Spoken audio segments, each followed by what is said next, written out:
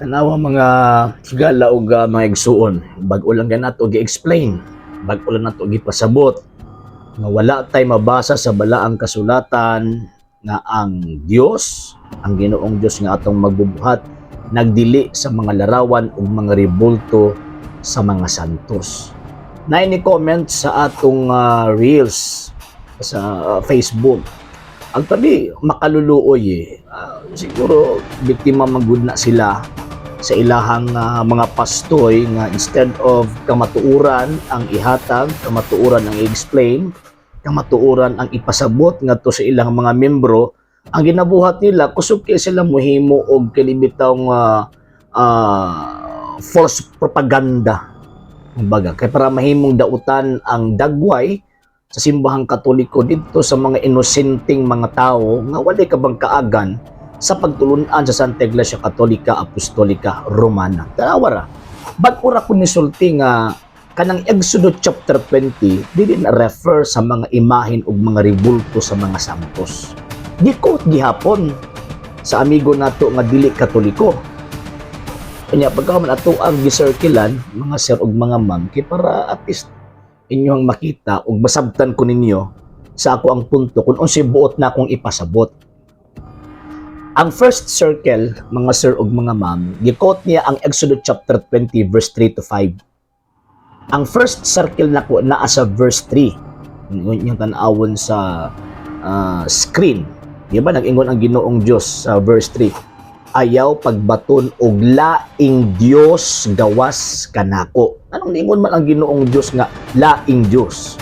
Tungod sa hinungdan na kung imong tan-awon ang konteksto sa book of Exodus, ang kadtong mga Israelita nga gibiyaan ni Moses didto sa patag kaniadto man sa bukid sa Sinai, nagsimba og laing Dios. Exodus chapter 32 verse 4 to 5. Ug kadto nga ilang Dios nga ilang gisimba mao tong rebulto sa natimbaka. Yan. Mo nalingon ang Ginoong Dios nga ayaw pagbaton og laing Dios gawas kanako. Tungod kay ang unang katawan sa Dios nga mao ang Israelita nag-ila og laing Dios gawas sa tinuod ni Dios. Karon ang pangutana, naigo ba ang mga Katolikoan ng Exodus chapter 20 verse 3? No. Wala maigo ang mga Katolikoan. Ano man, klaro ang gisulti o gitudlo sa Santa Iglesia Katolika Apostolika Romana nga now this is the Catholic faith, we worship one God. Ug mao kini ang pagtuong Katoliko, nagasimba lamang kita og usa lamang ka Dios. O kana nga Dios nga gisimba sa mga Katoliko mao nang Santissima Trinidad, ang Amahan, ang Anak ug ang Espiritu Santo. Yan. So therefore wa maigo ang Katoliko sa verse 3. Dito sa verse 4. O ang ilang mga Dios, masama din yung mga Dios. O sa kabutang o sa katao o nga giila nga tawag ini nga Dios nga dili tinuod nga Dios. Ano Dios? O for example kaning si Buddha, si Krishna, isa pa, kaning mga Diyos-Diyos sa mga tawag ini pagano sa Biblia, si Baal, si Nebo, si Astaroth. O giila nga Dios apan dili tinuod nga Dios kay wala man nag-exist kanang maong mga butang or kanang mga maong nga mga binuhat. So man nang gitawag og Dios, mga dili tinuod nga Dios. So karon, kumusta man ang Santa Iglesia Katolika Apostolika Romana? Nag-ila ba aning mga larawan nga Dios? No. Mag-ampot ba ito ang Katoliko, amahan namo na akas sa langit? Di man ng Katoliko nga amahan namo, gilansan ka ng larawan. Ikaduha nga, tawag ka ng punto, way buutang Katoliko. Mag-ila sa rebulto nga Diyos. Ano man, kabalo man, may unsa ang butang o dili butang. Kabalo may unsay butang o persona. So, bot pasabot, kung mingon mo nga, umingon ani atong mga amigo nga, nag-ila ta og Diyos aning mga rebulto ay nagbutang-butang sila. Diba? Exodus chapter 20 verse 8. Ayaw ka mo pagbutang-butang, 16 rather. Ayaw ka mo pagbutang-butang sa inyong isig katao. Uy, butang-butangan ninyo. Kung ingon mo nga kini mga rebulto na mo Diyos, nga wa man na mo niila nga among mga Diyos. Kaya para mahimo ng Diyos. And asa pud nahitabo makabasa ka sa balang kasulatan nga ang Ginoong Jesucristo ang mahal nga birhen nga representahan ni ining maong mga imahina. Kining maong mga larawan nahimo silang Diyos para kining maong mga larawan Diyos ni wala oy si Kristo tinuod nga Diyos. Dili to Diyos si Kristo mo na ang nailarawan si Kristo dili na larawan sa Diyos kundi larawan ka na, representasyon ka na sa tinuod ng Diyos. Kung larawan ang mahal nga birhen, dili man Diyos ang mahal nga birhen. Mabuto tawag na to Santa Maria, dili Diyos sa Maria. Kung na ay imahen ang mahal nga birhen, tinuod na nga imahen o representasyon sa mahal nga birhen. That refers to the person. So, kanang gingon na sa Exodus chapter 20 verse 4, refers sa mga Diyos, kunya wag gingon din na nga apil ang mga santos. Wala akong tambag ining atong mga higala nga mga dili katoliko, tun ipagsakto ninyo na ang balaang kasulatan. Ayaw mo sige tuwa ng chismis lang sa inyong pastoy. Kanang magtuon mo nya pagkahuman inyohang anang himay-himayon ba ang setas nya pagkamatanaw ninyo ang tama nga interpretation. Kaya kung magsalig mo sa inyong pastoy, sigurado gyud ko di gyud mo tudloan o gusto. Gusto nila ang inyong kalag maimpirno. Sa hindi pa po nakapag-follow sa mga pages po natin, i-follow nyo po yung mga pages po natin. RJ Horolanciano II TV, Apolia Punto Argumento page, Kuya Apologies TV page, and RJ's Vlog 2022. And pwede rin po kayo mag-send po dyan ng Facebook stars. And also, sa atin po mga channels, sa hindi po nakapag-subscribe, i-subscribe po ninyo yung mga channels natin. Dalay Catholic, Apologies International Official, RJ Sanado II TV, Kuya Apologies TV, and Barrio Kawayan Religious Forum. And pwede rin po kayo mag-send po dyan ng super sticker, super chats, and super thanks. And maraming salamat po sa mga kapatid at mga Katoliko na ulis pong tumutulong sa programa po natin. Maraming salamat po. Nang dahil po sa tulong at suporta po ninyo, ang programa po ito, until now, andito pa rin po sa social media. And until now din po, nangangailangan pa rin po tayo sa tulong at suporta po ninyo dahil wala po kami magagawa rito mga sir, mga ma'am, kung wala po yung tulong at suporta po ninyo. Sa gusto pong tumulong, sa gusto pong sumuporta, pwede po ninyong ipadala ang tulong at suporta po ninyo sa pamamagitan po ng ating mga account numbers dyan po sa ating pong screen. And pwede nyo po kaming i-message sa ating pong page kung via remittance po yung papadala po ninyo. Maraming salamat po in advance.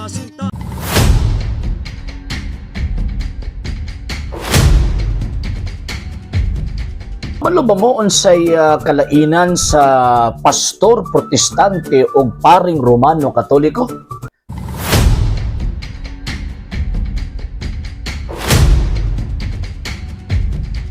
Kana siya mga pangutana, mga higalag maigsoon atong tagaan ug tubag sa ato ang himuon nga content sa karon nga panahon. Actually sa balang kasulatan mga sir ug mga ma'am, pag maingon ta og pastor, refer na siya sa pari o tanawa. For example, ang atong Ginoong Jesucristo, tinaw-man ang mabasa sa balaang kasulatan nga si Ginoong Jesucristo pastor. Sumala pa ni San Pablo, Hebrews chapter 3 verse 1, siya ang apostol o pangulong pari sa atong pagtuo nga atong gihuptan. So buti pasabot, biblically speaking, kung maingon ta og pastor, refer ka na sa pari. Kung maingon ta og pari, refer ka na sa pastor sa matuod nga iglesyang gitukod ni Kristo. Pero sa karon nga panahon mga higala ug maigsoon, di gyud malikayan nga usahay makatandi-tandi kita sa ato ang gitawag og palibot sa hinungdan nga naapoy mga ning butho ng gawas nga mga nagpailapod nga mga ministro sa Dios.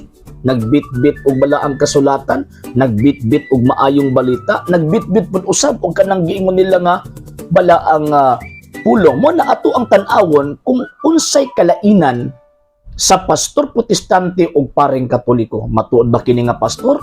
Matuod ba kini nga iya sa Dios? Or unsa ba ang gisulti sa balaang kasulatan? So sa balaang kasulatan makita nato nga si Kristo apostol o pangulong pari. So therefore ang tinuod nga iya, tinuod nga pastor, tinuod pud usab nga pari sama sa ato ang Ginoong Jesucristo. So kumusta man ang mga Katolikong pari? Tinuod sila nga pari at the same time tinuod sila nga pastor sa iglesyang gitukod sa atong Ginoong Jesucristo. Kay pasibsibon man nila ang mga magtutuo sa pulong sa Ginoo. Dili lang kay sa pulong nga mabasa, kung dili sa buhing pulong nga si Kristo nga ipakaon sa panahon sa pag-abot sa pagsimba o pagdawat sa lawas sa atong Ginoong Jesucristo. Kumusta man ang mga pastoy protestante? Dili man sila pari. Ang mga pastoy protestante dili pod na mahitabo nga naa sila gina-offer nga sakripisyo ngadto sa Dios. Ngano man kay ang tinuod nga pari na gina-offer nga sacrifice. Kaya sa balaang kasulatan kanang gina-offer nga sacrifice manggod gitawag na sa mga Katoliko kita ang mga Katoliko sa bagong kasabutan kanang unbloody sacrifice that refers to the Holy Eucharist. Katong giingon sa tong Ginoong Jesucristo nga, do this in remembrance of me. Buhata kini sa akong handumanan. So mo na nga nahimo ang mga apostol, ang mga disipulo sa mga apostol, nga mga pari sila at the same time pastor, nga naman kinaa sila gino-offer nga sacrifice. Nga sumala pa ni Kristo, buhata kini sa akong handumanan. Karon nga panahon na ay mga pastor pero dili man pari. At the same time na apay nagpapari-pari niya wala pa gi-offer na gitawag og sakripisyo. So therefore, piki. And sa laing bahin, ang tinuod nga pagkapari o pagkapastor na agiwalay bugto nga putay kung ato ang iatras ang panahon from 2025 paatras sa ato ang Ginoong Jesucristo. Ambot na kong ipasabot mga higalag, mga igsuon, connected siya dito sa atong Ginoong Jesucristo. Ang mga pastoy protestante, dili man sila connected kang Kristo. Connected man sila sa ilahang mga nagkadaiyang mga founders, sa mga sektang ilahang gipasakupan nga musangko dito kang Martin Lutero. Before Martin Lutero, wala pa ning maong mga sikta ka. Kumusta man ang mga Katolikong pari? Ang mga Katolikong pari, mga higala o mga igsuon, tatawag tinaw, sila ang katumanan, sila ang magsilbi, sila ang tumoy ba kumbaga. Sa karong nga panahon nga naay koneksyon kung ato ang iatras padulong ngadto sa gitawag og mga apostol, kay nakadawat man sila og valid ordination og kana nga ordination nagikan gud mismo sa mga apostol.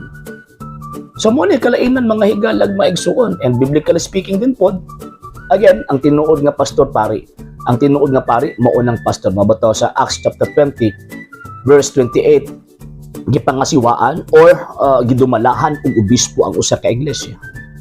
Sila man sila obispo nangatagi pag obispo nangatagi pag pari. So therefore, dili na tinuod nga iyan ni Kristo. Mo na kung natin makit-an nga pundok wala gani pari, mga taki gani pari. Dili na iya sa ato ang Ginoong Jesucristo. Dili na maoy tawag-an nga gisulti sa balaang kasulatan. Bisa pagabitbit na sila balaang kasulatan, basta nagpasakop sila og mga tao nga dili pari, ay bugos na. Bogus na, fake na. Og ang tumoy ni ana mga higalag, mga igsuon, mahatod ang atong kalag padulong dito sa impyerno. Sa hindi pa po nakapag-follow sa mga pages po natin, i-follow nyo po yung mga pages po natin. RJ Horolanciano II TV, Apolia Punto Argumento page, Kuya Apologist TV page, and RJ's Vlog 2022. And pwede rin po kayo mag-send po dyan ng Facebook stars. And also, sa ating po mga channels, sa hindi po nakapag-subscribe, subscribe po ninyo yung mga channels natin, Dalay Catholic, Apologist International Official, RJ Sano II TV, Kuya Apologist TV, and Barrio Kawayan Religious Forum. And pwede rin po kayo mag-send po dyan ng super sticker, super chats, and super thanks. And maraming salamat po sa mga kapatid at mga Katoliko na ulis pong tumutulong sa programa po natin. Maraming salamat po. Nang dahil po sa tulong at suporta po ninyo, ang programa pong ito, until now, andito pa rin po sa social media. And until now din po, nangangailangan pa rin po tayo sa tulong at suporta po ninyo, dahil wala po kami magagawa rito mga sir, mga ma'am, kung wala po yung tulong at suporta po ninyo. Sa gusto pong tumulong, sa gusto pong sumuporta, pwede po ninyong ipadala ang tulong at suporta po ninyo sa pamamagitan po ng ating mga account numbers dyan po sa ating pong screen. And pwede nyo po kaming i-message sa ating pong page kung via remittance po yung ipadala po ninyo. Maraming salamat po in advance.